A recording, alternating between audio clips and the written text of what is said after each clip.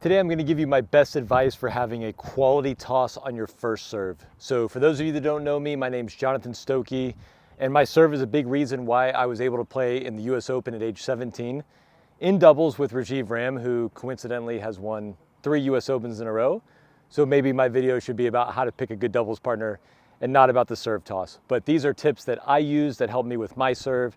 These tips have helped me with my juniors who have won national championships, and they've helped me with the players that I coached when I was at Duke University, who were all Americans and got up to #1 in singles and #1 in doubles in the country. So we have 3 dimensions to the first serve toss. We have the height, the depth, and the width. And I'm gonna start you off with what I think is the least controversial, which would be the depth of the toss. And so if I ask you to swing as fast as you can, the fastest part of your whoosh, where the strings make their sound, is somewhere out in here. Now, how far inside of the court you toss depends on your height and your athleticism for sure. But we know that it wants to be inside the baseline at a minimum. So my first serve of the day, okay, that's pretty big. Also might have been a foot fault. I'm not jumping because I'm stiff as hell. I just turned 40 and there's no warm up involved. But generally speaking, when I make contact, I want to be on this angle here. I don't want to be straight up and vertical. And so you're going to have to feel that out. If your toss is too far in front, you could end up pushing this way or snapping down in the net. And then if you're tossing behind the baseline, you can still make that serve. It's just going to come off as a little bit spinnier. And so that's why for a first serve, we'd prefer to be the toss a little farther out in front, but a second serve could be right on top of your head. That was your warm up. Now the controversial part of this video is going to be the height of the toss. And what I see a lot at the club level is people just launching tosses into the air, where I am always on Instagram convincing people that you only want to toss higher than you can reach. And that's for a few reasons. Number one, you can see it's a sunny day. So the lower I toss, the less the sun will affect me. It's also a little bit of a windy day.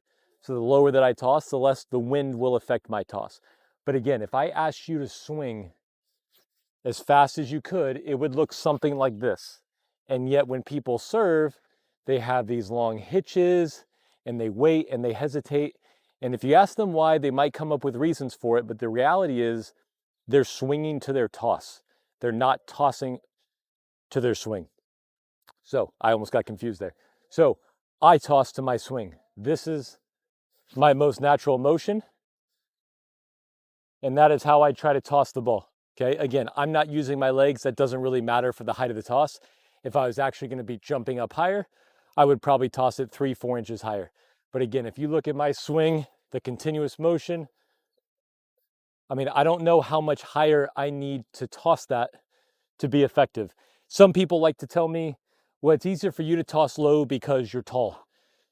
Just because you toss higher doesn't mean you can reach higher. So if I was only 3 feet tall and I toss high, I still have to wait for the ball to come down here. So even if I was short, I would still only toss a little higher than I could reach, and that way I could still be consistent. Another concept is, not only is that the most efficient toss for us to swing fast, but it's also the easiest way to be consistent with our toss. So if I'm trying to hit a target right here, let's say I'm trying to make this ball in the basket. I'm 2 feet away. I mean, I'm not the best athlete in the world, but I can definitely make that. Now, if I'm standing about this far away, I don't know. I'm going to make it most of the time, but it's possible I could get tight and miss it. And the same concept applies for the serve toss. If I only have to toss it right here, I can hit that spot almost every time. But if you make me toss to a spot that's twice as far, a little higher, I might mess up sometimes. I might be off by 6 inches. And that little bit of variance can be all it takes to throw me off my rhythm. So again, if you try this, it's not going to feel good at first. So you are used to having maybe a full second after you toss to hit the ball. If you toss my way, you might only have a half second. So that's not going to feel good. It's going to feel rushed for the first week or two.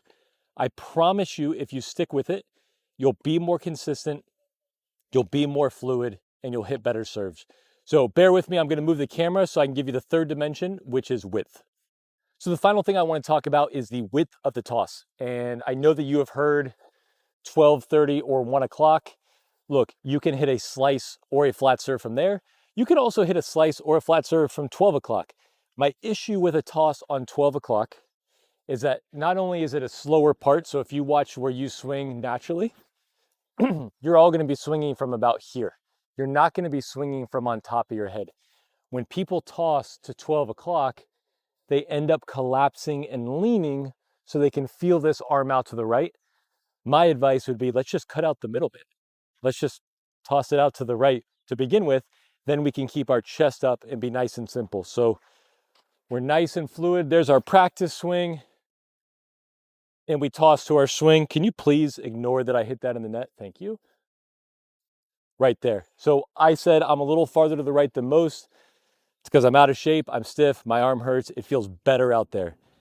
One of the arguments that people make for me tossing out to the right is they say, well, that serve is super readable. Maybe. I mean, they might know that I'm going to slice a little bit more if I toss out to the right. I'll do some exaggerated locations here, but if I toss to the right, okay, there's my slice out wide. I can toss out to the right, and I can slice backhand, body, or tee.